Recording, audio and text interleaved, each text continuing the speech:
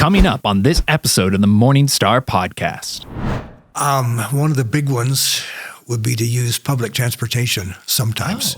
Oh, now, probably not all the time. We can't do that. Sure. But what would it look like? Okay, it's inconvenient to a certain degree. It takes more time. But is there anybody riding the bus that I might want to connect with? Now, there may not be. That's just one step.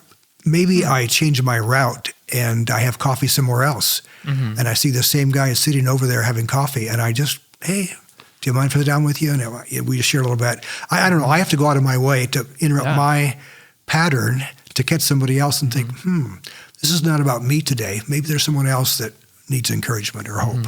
Yeah. So. Welcome to the Morning Star Podcast, where we engage in meaningful conversations that display God's handiwork and encourage you to live a Jesus-first life. This episode is all about sharing the story of God's faithfulness through personal testimony. So let's jump in. Hello, everyone, and welcome to the Morning Star Podcast. I'm your host, Jacob Mayhew, and I have with me today the esteemed Steve Turner. Steve, how are you doing? Doing well, thanks. Good. Yeah, it's kind of a murky evening, but it was kind of a nice day. It was. Off and on, and I'm excited to wrap it up by getting to chat with you and get to know you a little bit.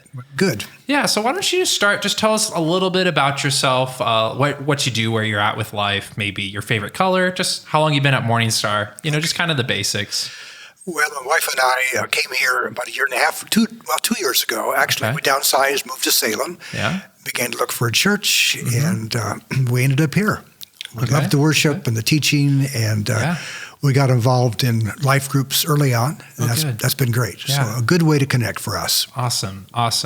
And do you have any vocation currently? Are you retired? I'm retired with lots of side projects.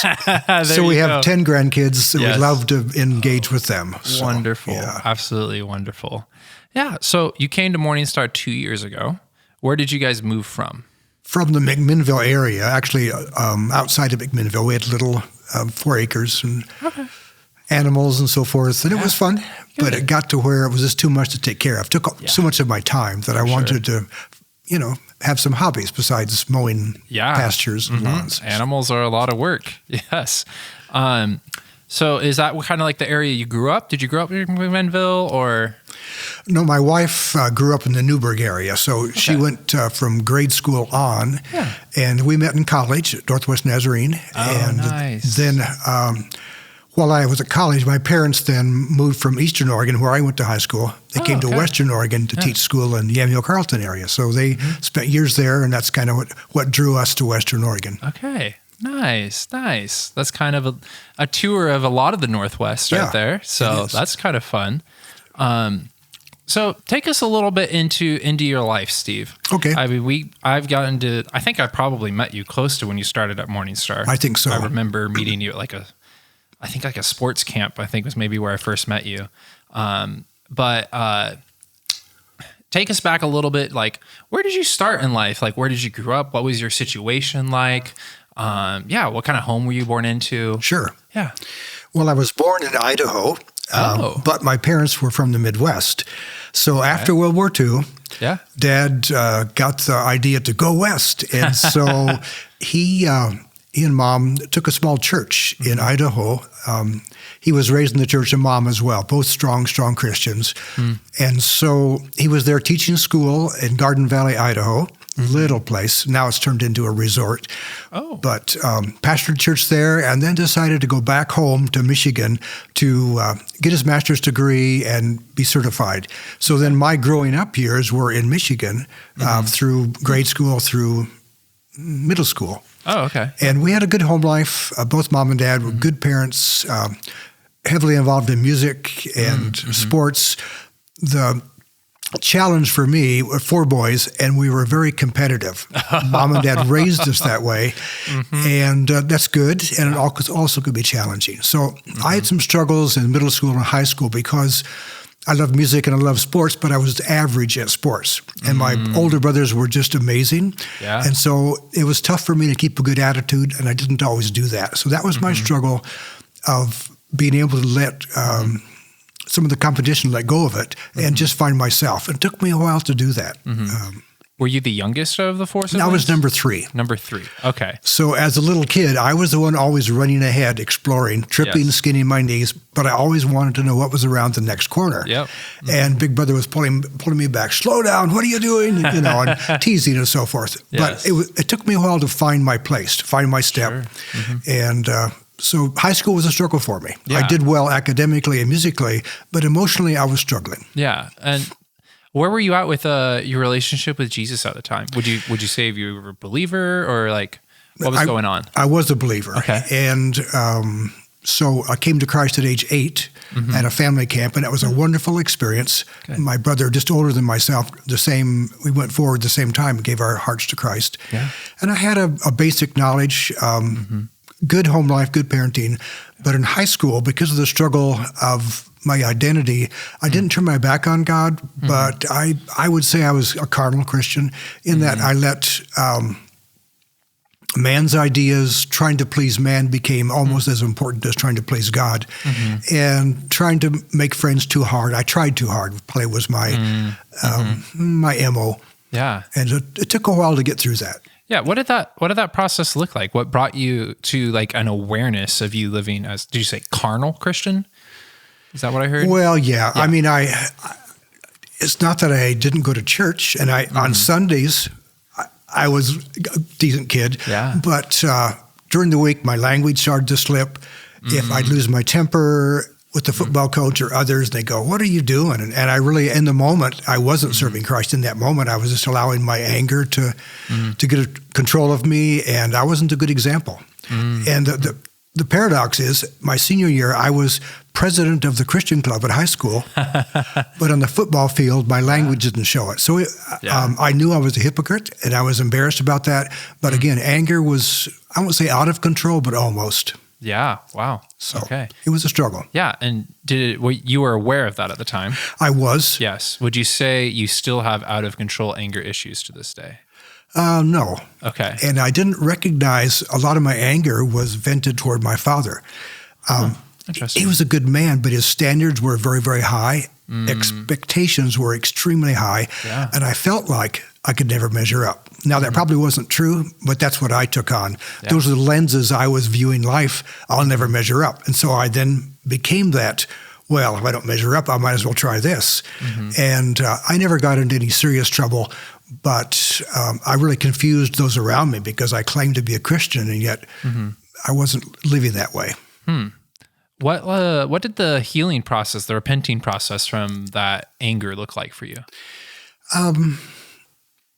I had to look at how I began to affect those around me, not just my immediate family, but I got married young after my sophomore year in college, and I realized I'm not treating Diana with the respect I should. What's going on here? And it wasn't her. It was still this anger had grown to a place where it was affecting all those around me, and I had to bring it into check and realize I had to forgive my father, even though it wasn't that he had done anything wrong purposefully.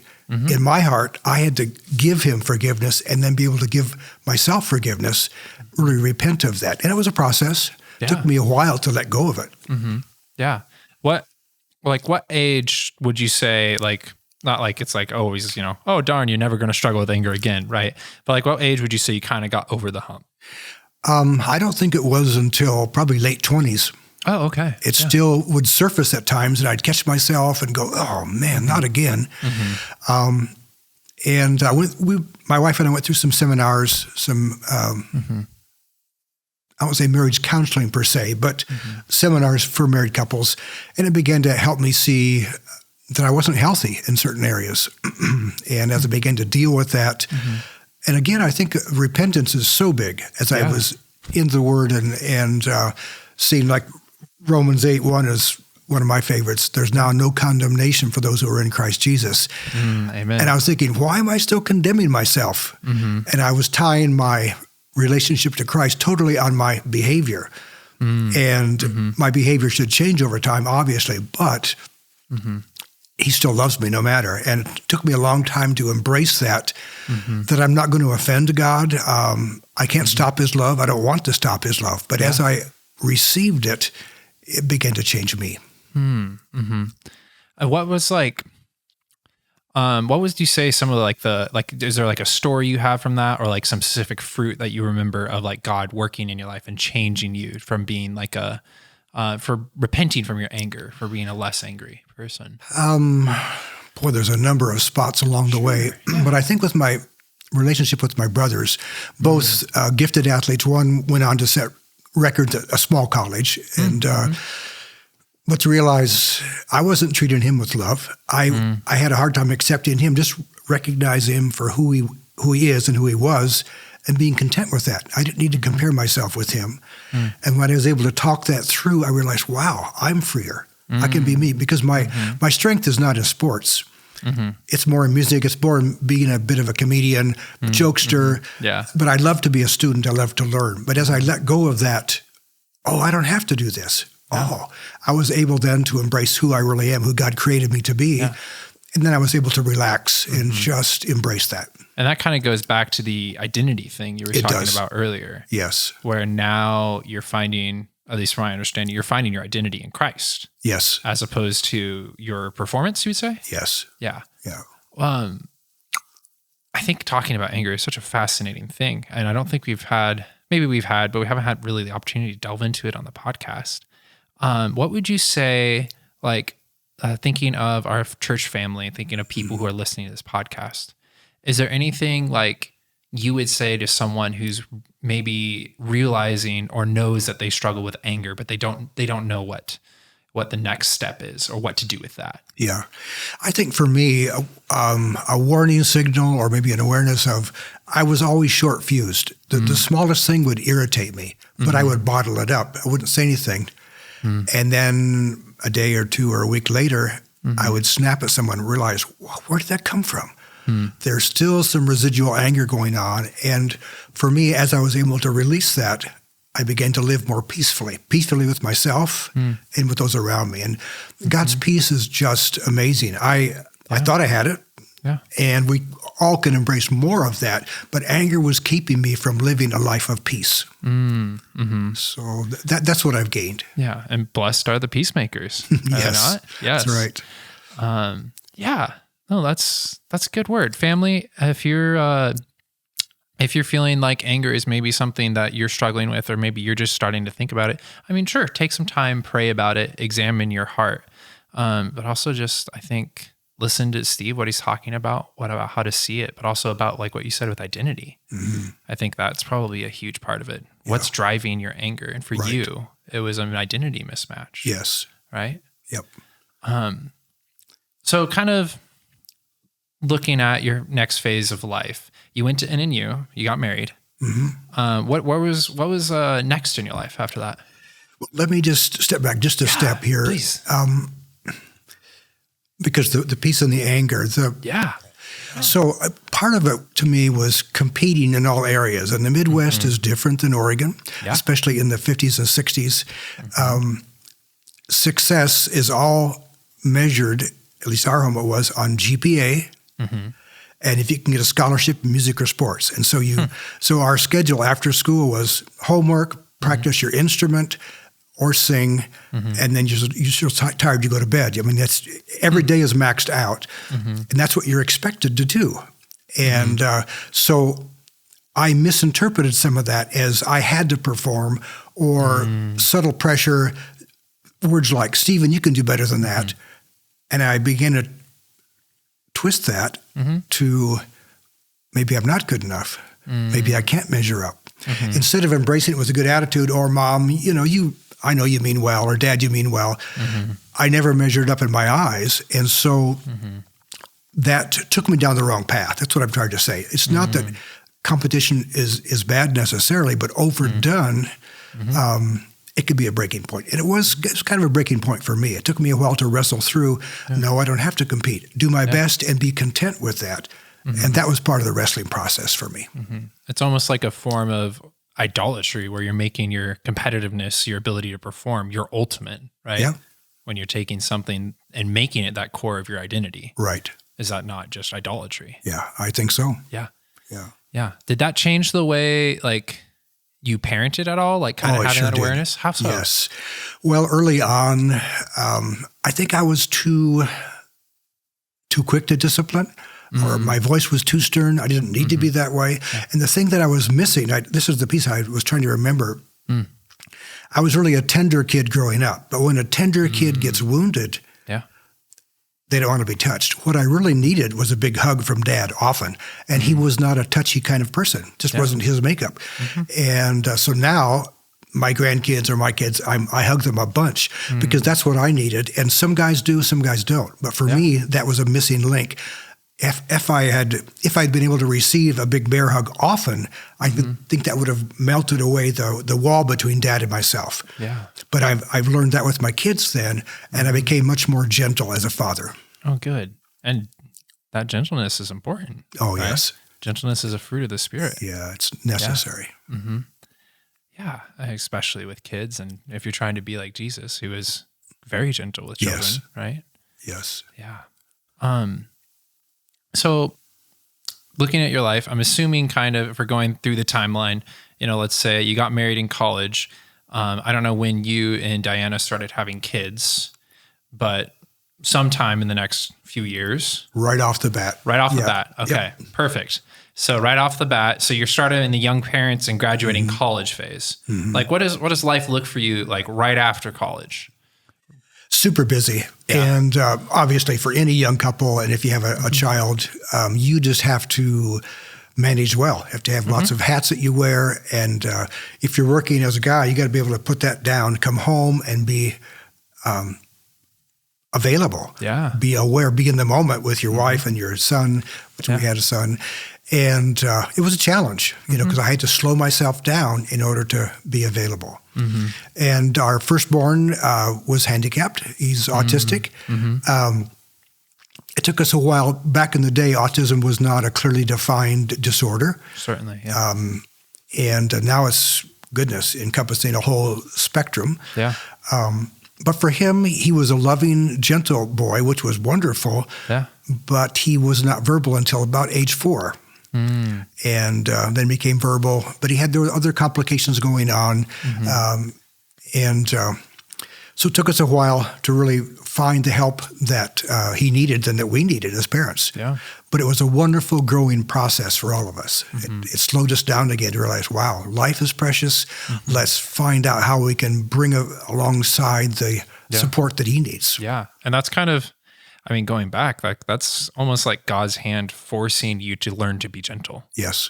Right? Yeah. That's kind of interesting. It's like God's like making sure you learn this lesson, right? Yes. What were you doing vocationally at the time? Well, interesting enough, once I graduated, we came to Salem, and we were youth pastors here. Oh, okay. Way back in the mid-70s. Yeah. At a small church in West Salem area. We were there for 3 years. Okay. And then from there, I was not managing my time well. So here I was giving my life to the church, and my family was getting leftovers. And I wasn't even aware of it initially until Diana finally said, Steve, listen, you've got to pay attention here. And again, the Lord was drawing me up and saying, hey, slow down. So pulled back from youth ministry and decided I'd change professions because teaching school is so easy. I'd do that. So I went to Western Oregon, got my certification, and began teaching school. Okay. And still realized, wow. Yeah. Although it was a bit less time demanding than youth ministry because you close the classroom door, you bring books home, but it's a bit more manageable. Yeah. So, no, that's interesting. What did that look like to step out of a pastorate position and then go back into, I don't like using the word normal because, we're all doing mission and ministry wherever we're at, wherever God's called us, but, a non-church job, I guess. Well, I guess my 8 to 5 was different, but after hours were not. The kids were involved in like Awana's kind of activities once they grew older. I was volunteering as a church. I became an elder at the local church we were on I took a teaching job in the Molalla, Canby area. So we became involved in that community and assisted with church leadership, volunteering. And so it was less pressure, but we still our family was revolving around the church. That was what we did. Yeah. Yeah. That makes sense. So like you started as a youth pastor, you stepped back because it was too much time involvement. You go into a teacher, still find out there's a lot of time involvement in there. All the while you're raising your autistic son. And I don't know if you had other kids at the time. By now we have 2 more. 2 more. Oh man. Yes. Congratulations. So like what are you learning about parenting during this time? Because you kind of have, you have the, you've got potentially overworked. You're trying to make these big decisions to be a better parent. You're already you're parenting not only 3 children, but your oldest has special needs. Mm-hmm. Like that's got to teach you a lot, I would say. So I'm just curious. Yeah. Oh, okay. We read all their books, listened to James Dobson often on the radio. I gleaned a lot from their ministry. Mm-hmm. And there was something big back then in the Portland area called Basic Youth Conflicts. Mm. They had some principles that were good. It was a little over the top in places. Sure. But we, again, I think it increased our parenting skills, and we were very involved with other young married couples in the church. Mm-hmm. And there's just always ideas to gain from wives are talking and husbands are talking, and you can just, really? Sharing back and forth and things that work, things that don't work, being open about your own situation. And so we grew a lot being in the church. Yeah. I know a lot of people who are listening are parents, or at least hope to be soon. What would you say to any of them who are parenting maybe an autistic child or a child with some other form of special needs? I know that can probably be a very lonely experience. Mm-hmm. But like, what would you say as someone who's gone through that, been through that? There are so many good support groups, and some are Christian, some are not. Mm-hmm. But we gained a lot from making friends with other families who had autistic children. Mm-hmm. And we went through some therapy with them. Mm-hmm. We, at the time, Center for the Study of Autism was in Newburgh. It's since moved to Portland. Mm-hmm. But there was a gifted doctor that gave us so much insight. Mm. And we just took the time. Once a week we were there with John and the other kids as well to learn from them, and took classes. I just think soaking in all that you can is so helpful. And you have to sort through, Yeah. But that helped us a bunch with autism. And now there are so many more supports for kids on the spectrum. And most schools, in fact, have an autism specialist. And they're great resources. Yeah. So kind of a bit of community and a bit of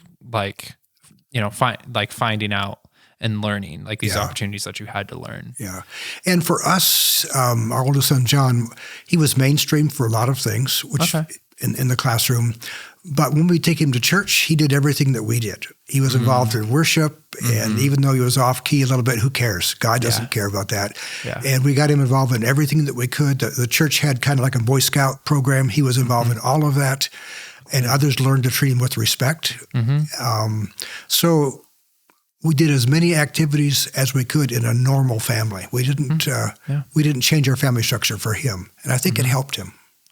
Good. Yeah, that's good to know. Yeah. I mean, especially balancing, I don't know if your other kids had special needs, but they did not. Balancing that against that can be a difficult dynamic to navigate. Yeah. And the tough part also with that, our second-born son, Paul, there came a time when he said, "Dad, I don't think I'm ever going to have a big brother, am I?" Because his intellectual abilities had way surpassed John, and he was hoping to have a big brother that would finally grow up, and it didn't happen. And so he had to deal with that loneliness of he became the leader. Yeah. And it was a challenge for him. Yeah, that is hard. That is hard. And also during this time, you kind of, you step back from being the youth pastor to take care of your family more. Right. And I'm curious to hear about like what your advice for someone or your encouragement for someone who would also find themselves in a position where they don't feel like they have enough time or energy to spend on their family. Yeah. And I don't think youth ministry was the issue. Mm-hmm. I think the issue was time management for me, lack of time management. Mm-hmm. Had I been more adept at that,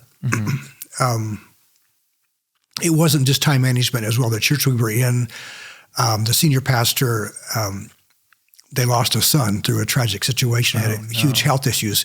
So I was asked to step up and be interim pastor. And that's what I was there for about a year as interim pastor, and I was too young. And it was too much for me to carry. And so that's part of the impetus for stepping back. But I think discerning when it's time to step back, but don't turn your back on the church. I mean, stay involved as best you can. Maybe it's once a month, maybe it's every other week. Stay connected, or at least with small groups. That is so important to keep the life flowing, life in the Spirit. Yeah. No, that's good. That's good. Thanks for sharing that, Steve.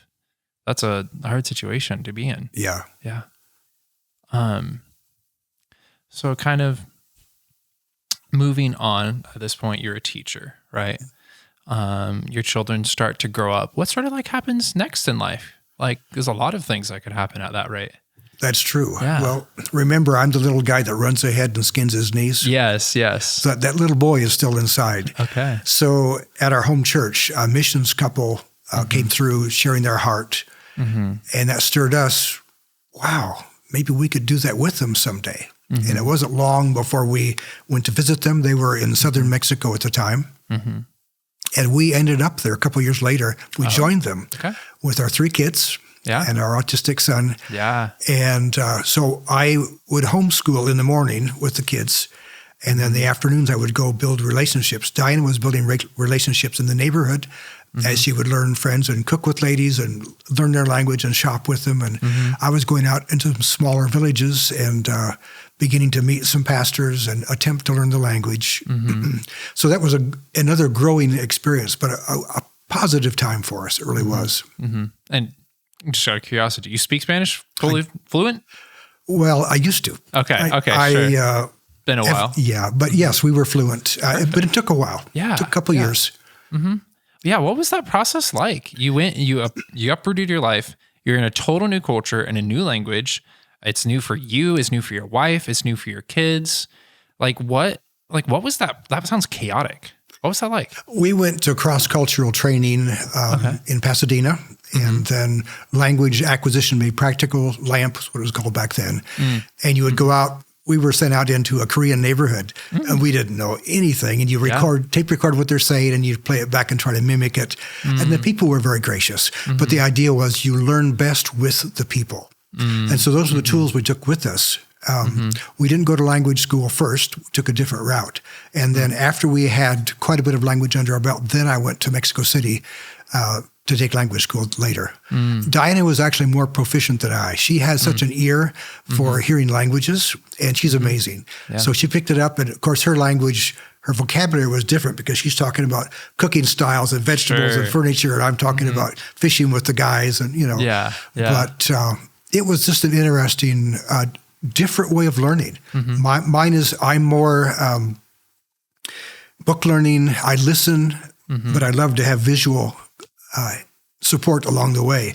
And she's just audio. She just loves to listen and learn. But it comes together to where we could assist each other. And it was good. So, and the kids picked it up amazingly quickly. Good for them. Yeah. Even John picked up some Spanish. Would your kids still be presently fluent at least? Yeah. In fact, our son Paul is very fluent. He married a gal from Tijuana. They met on a mission outreach, and he's very fluent, and they talk in Spanish often. Nice. Yeah. That's a fun little thing. It is. So how long are you a missionary in southern Mexico? Our goal was 5 years initially. That was what we wanted to do. We felt like it would take at least that long to get established, to build bridges, to make a difference. During that time, our home church was going through some difficult things. And I won't go into details, but they, in essence, called us back to, because I was an elder there, and to assist in the leadership for a season. There was kind of a midlife crisis that happened to one of the leaders. And we just struggled with going back with, oh, Lord, we're just learning the language, and we're just getting our feet in the ground, so to speak. But we realized that, no, the leadership was in agreement. We should come back and assist the local church for a season. And so that's what we did. And because of that, we never then got back full-time to missions. We began to do other short-term outreaches to different areas, but never full-time. And how long were you in Mexico before you got called back? We were there 3 years. 3 years. Yeah. Okay. What, before you get called back, like what's God doing in your life? What do you see Jesus doing in like maybe your life, in the life of your family, in the community you're in, or in your heart? Or like what's going on? Well, for me, my heart was set on preaching, learning how to preach in Spanish. And I was, giving short messages, but Diane and I used to sing a lot together. And so the songs were easier for us to learn than a message. So we would sing. We would oftentimes, I wouldn't say we led worship necessarily, but we'd sing specials, have fun with that. Yeah. Gather kids around us.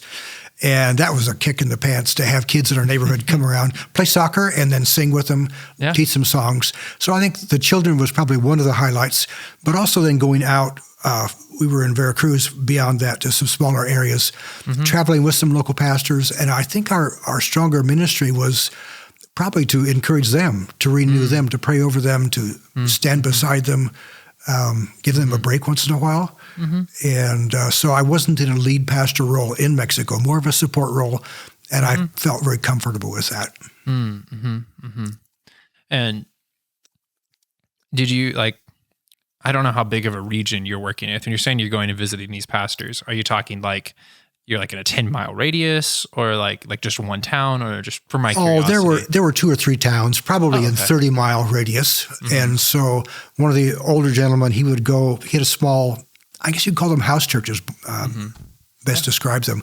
And he would go from village to village, and I would go with him. And we'd walk, or we'd get a little taxi. And I'd watch what he did, and I would pray for people, sometimes in English, sometimes attempts in Spanish, but just to encourage him. And then one of his sons had a bakery, and I would go and help him bake the bread and help him go sell it. So a friendship ministry, coming alongside, encouraging. Then they would share with us, well, why are you here? And would you pray for us? And so doors opened, small groups to share with. We didn't have any vision of pastoring a large church or even pastoring necessarily, but coming alongside and encouraging those that are of faith.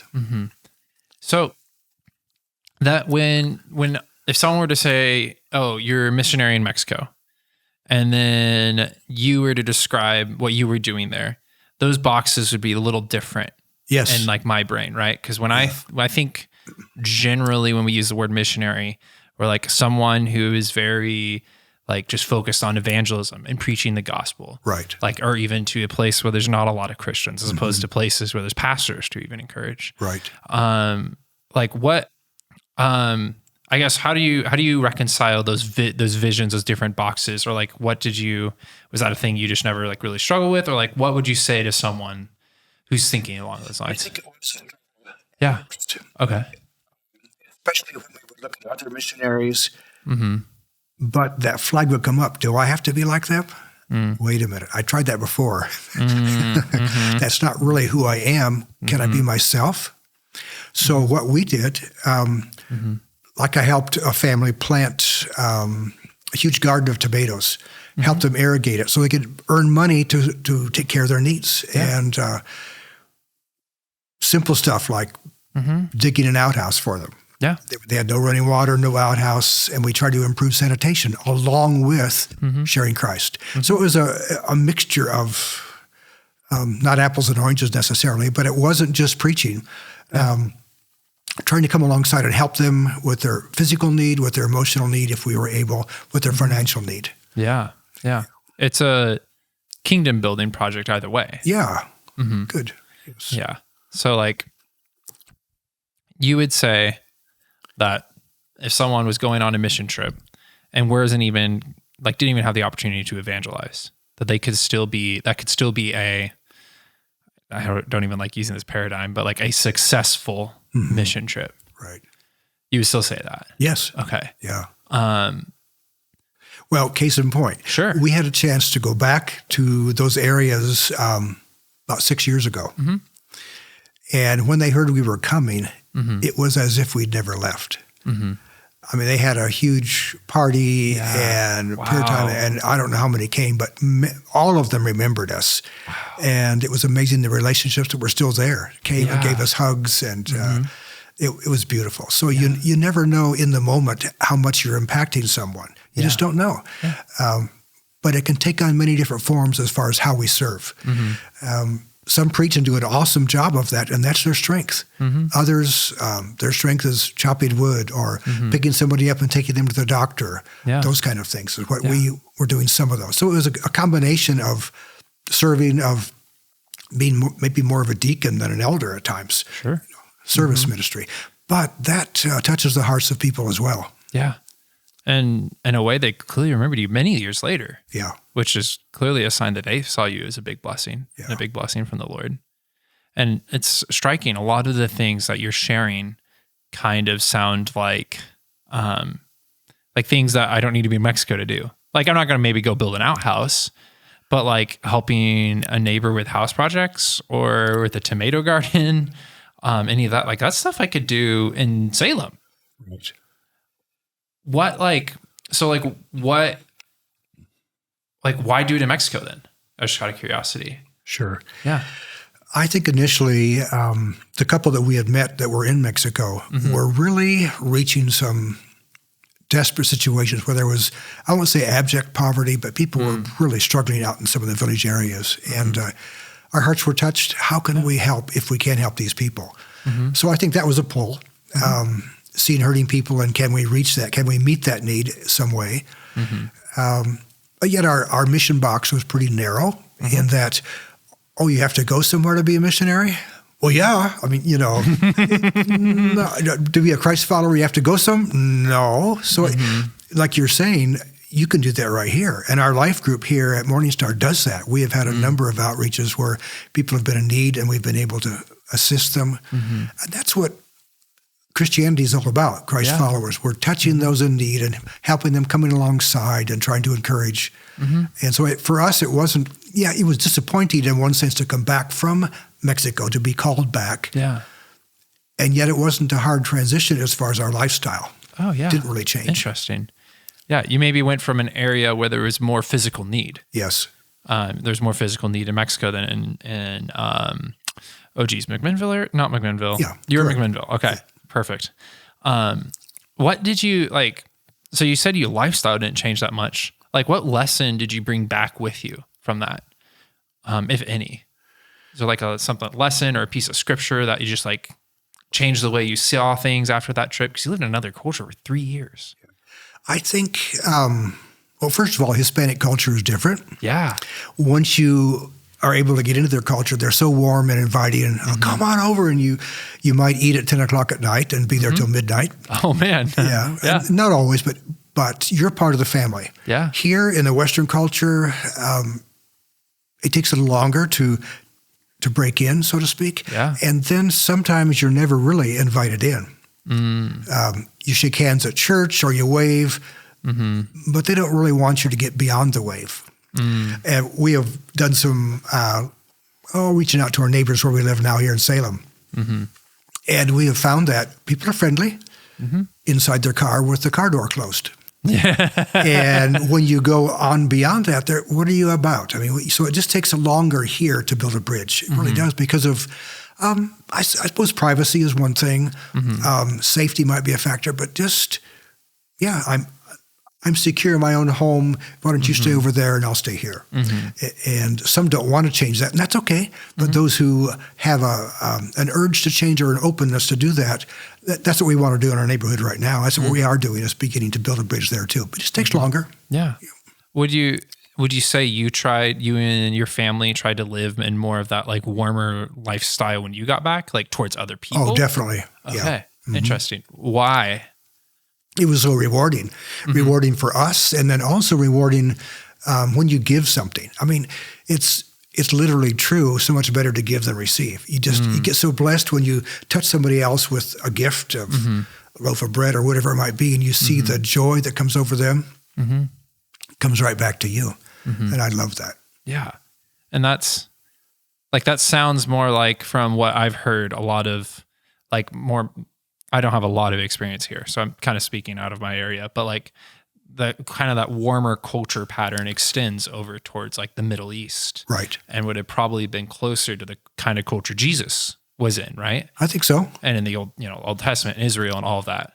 And so there's an element, it seems like to me, when you're like adopting that warmer culture, is maybe there's some things in there that we just like, we can't even see in the Bible, but that are just patterns that help us exhibit the fruit of the Spirit. I think one of the barriers is independence. If I can give up a bit of my own independence in order to embrace someone else, then there's a sacrifice, or maybe not a sacrifice, but there's a change I have to embrace. Okay, then am I going to invite them in whenever they knock on my door? Or, we have to have boundaries. Yeah. Obviously, we have boundaries. But I have to be willing to be not as private as I would like to be at times, where I'm still reaching out. So I have to make some adjustments, but I do so love the warmer culture. I just, yeah. Yeah, you were really blessed by that, it sounds like. Yes, definitely. And it sounds like you were able to be a blessing through that. Well, I hope so. Yeah. How do you because independence, obviously in the United States, we have a whole holiday dedicated country independence, right? But how do you even begin that process of resigning? I don't even know what that would look like to kind of give up some of my independence. One of the big ones would be to use public transportation sometimes. Oh, interesting. Probably not all the time. We can't do that. Sure. But what would it look like? Okay, it's inconvenient to a certain degree. It takes more time. But is there anybody riding the bus that I might want to connect with? Now, there may not be. That's just one step. Maybe I change my route and I have coffee somewhere else. And I see the same guy is sitting over there having coffee. And I just, hey, do you mind if I sit down with you? And we just share a little bit. I don't know. I have to go out of my way to interrupt my pattern to catch somebody else and think, this is not about me today. Maybe there's someone else that needs encouragement or hope. Yeah. So, and I mean, at least maybe for some of you who are more extroverted, that sounds exciting. But for me, that sounds like stepping out of my comfort zone a lot. Okay. So, and you said kind of going out of your traditional rhythms and paths, right? So there's an element of intentionality. Yes. When you say you kind of gave up your independence, it wasn't just something that happened to you. It was kind of a choice you made. Yes, definitely. Okay. And you have to practice it. For me, because I'm not necessarily an extrovert, I have to work at it a bit. But I'll go down to Broadway Coffee or Broadway Commons, downtown. And I know there's a lot of people there just hanging out for fun, to have a coffee. And I have a prayer time there once a month with some guys, but I'll stay there longer on purpose just to see who's there. And I've taken Diana there, and we'll look around the room and say, I want for someone here that just needs some encouragement or a hand on the shoulder or whatever it might be. Just being aware and saying, okay, Father, is there something here today that I should be doing? Instead of me just buzzing in my normal, just bam, bam, bam. No, slow down a bit. And of course, I'm in a different place now. I'm retired. But those who are still fully employed can adjust their schedule some. Yeah. There's definitely, so there's a lot of intentional creating space to lose your independence. I don't know if that's I think so. Yeah. Okay. The correct wording. Yeah. Yeah. Have you seen what is some fruit? I don't know. Maybe I'm thinking just what's the benefit of even doing that? Right. Yeah. What's some of the fruit you've seen of that? Okay. A couple right next door. Sure. He's a plumber by trade, and he's done lots of other things. We had a plumbing issue a couple years back, and so I had introduced myself to him a couple times, and through Christmas tree lights, oh, you're doing this Christmas season? We talked back and forth. Went over and knocked on his door, and he was out washing his car, and I said, I've got a plumbing issue. And he says, well, you know what? My plumbing stays at my work. It doesn't come home. I said, okay, I respect that.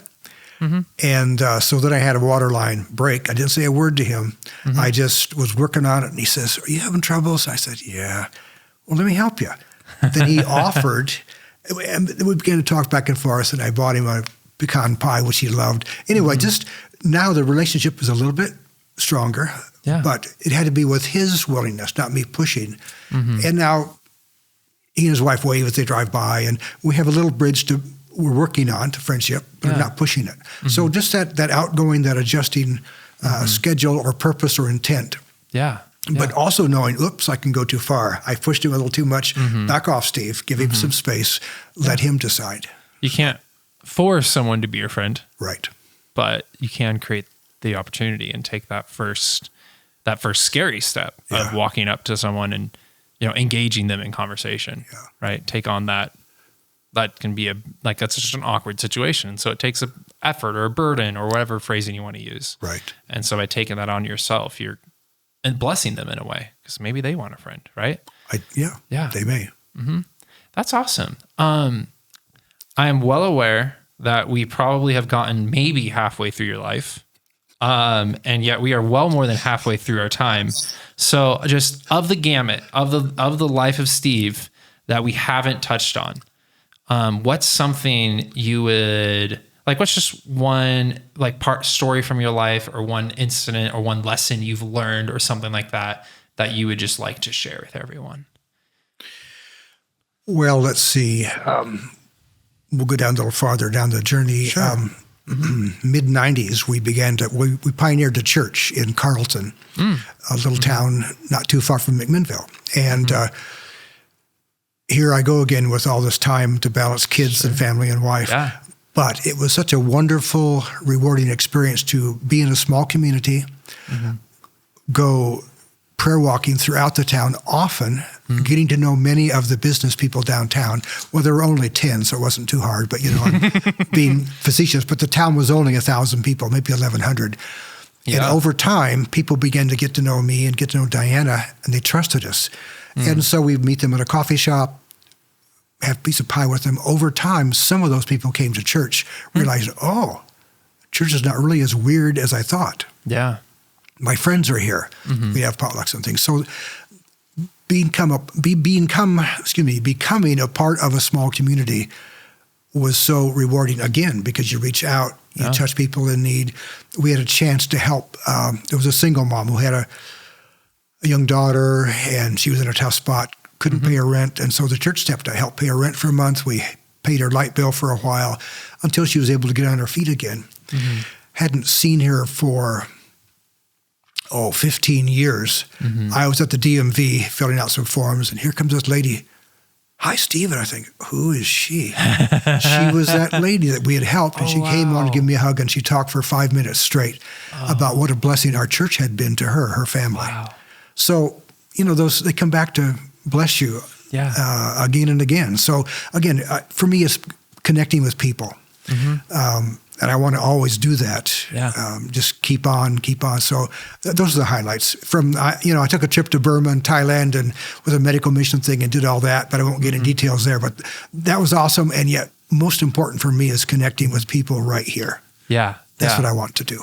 It's not just connecting, but creating that opportunity for connection. Because it even sounds like in Carlton, that opportunity happened because you guys are making yourselves available and you're going on prayer walks and you're being a part of the community. Right.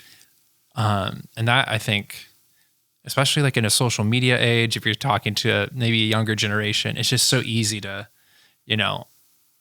just not put the effort in because you have your friends on Instagram or you follow them on Instagram or whatever it is. Yeah. And so that extra effort to create that space for connection, I think that's a beautiful takeaway, a beautiful message. It's old school, and yet it's so rewarding. Yeah, this book's 2,000 years old, so at the youngest. So good luck getting more old school than that. But case in point, our granddaughter was with us here 6 months ago. We watched her on Fridays for a while. She's 4. Well, she was 3 at the time.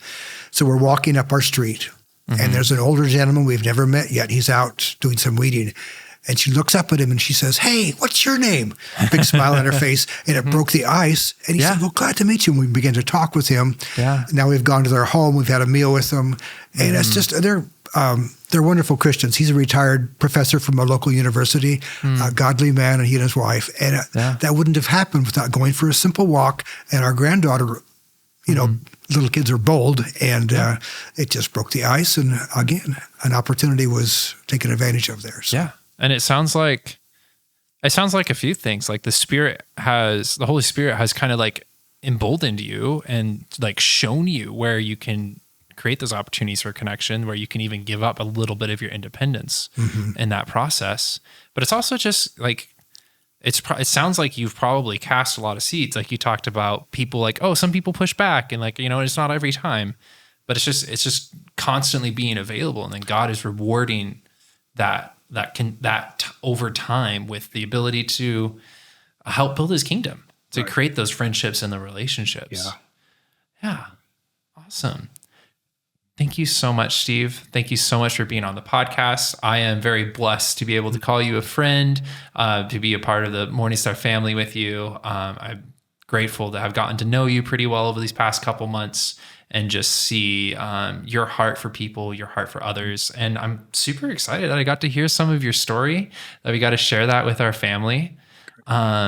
Real quick, before we totally wrap up, Alex, do you have any lingering thoughts, anything you just need to get out of the head before you regret it? And then you're all of a sudden looking at YouTube and be like, Okay. Perfect. Where can people find you around Morning Star? Usually it's the second service. Okay. Nice. My wife, she likes to sleep in. Well, she has to sleep in because she's has a hard time getting to sleep. And so second service works best for us. I'm part of the worship team. I fill in playing bass once a month and once every 6 weeks. We're part of the Whitaker's life group. We love that. Okay. Was a part of the men's group for a while, and evenings sometimes get complicated, but there are a couple of prayer groups I'd love to be involved with. And so nice. Good friends with Terry and Janie and the prayer team there. Yeah. I think you're at least the third person from the Whitaker Life Group that we've had on the podcast. Oh, wow. I know we had Jeff on a while ago, and I don't want to get the other names wrong. So we'll Greg, at that. Greg was on as well. Greg was on. Yeah. Yes. Okay. Perfect. Awesome. Thank you so much, Steve. Family. You're welcome. If anything came up that Steve shared and you want to talk to him, he's a great guy. He's very friendly. He's intentionally making space for connection. So this is a hint, wink, wink. He just talked about it. But feel free to find him at any of the things he mentioned at the 11 a.m. I hope that you were blessed by his story, family, that it found something that resonated with you in your heart, that the Spirit is using it in some way to either show you how to love God better or show you how to love others better. Steve, thank you so much for coming on the podcast. Thank you, Jake. I really appreciate it. Family, thank you so much for listening, and have an absolutely wonderful week. Thanks for tuning in to the Morning Star Podcast. Join us again next time as we display God's handiwork and encourage you to live a Jesus-first life.